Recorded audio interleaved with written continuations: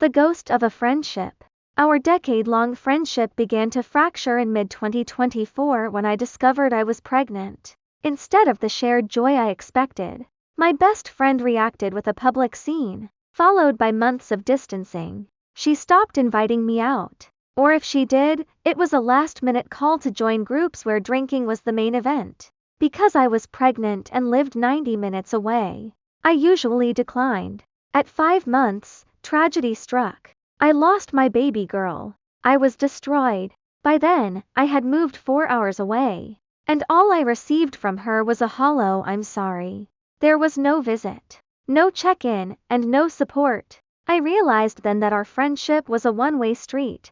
I was always the one traveling, always the one accommodating her life and her dogs, while she remained absent for mine. Following the loss, my health spiraled. I was drowning in grief and undiagnosed physical illness. When she finally visited, I spent the weekend comforting her through her divorce. I even offered my home as a sanctuary. Yet, when I drove back to help her move, she blew me off for hours to go to a lake with friends. When we finally got to my house, she used me as a free kennel, leaving her 3 dogs with me, totaling 5 dogs in my small trailer, so she could go party and hook up with a new guy. By August 2025, I was fighting for my life in the hospital with pneumonia and failing organs. I spent a month on oxygen and feeding tubes. She asked to visit once. I was loopy on pain medication and exhausted, so I told her it wasn't a good day. She never asked again. During my 2nd month in the hospital, which included my birthday, I spent 7 weeks deteriorating in the intensive care unit.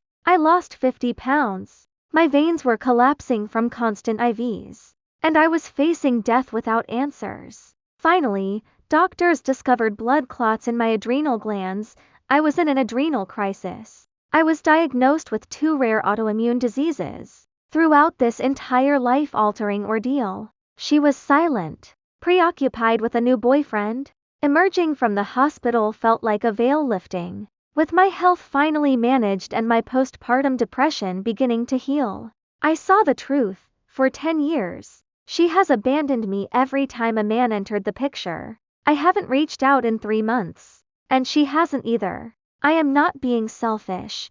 I am finally choosing to stop pouring into a cup that has been empty for years. Comments. It sounds to me like you saw her as a valued friend while she only saw you as a friend of convenience. She only reached out to you when she needed something, not to actually be a friend. You have enough going on in your life, so it's time to cut dead weight. I'm so sorry for your loss, but I'm eternally thankful that you got answers to your health crisis. You're a strong woman and deserve to be surrounded by people that will support and encourage you, not people who will use you then toss you aside.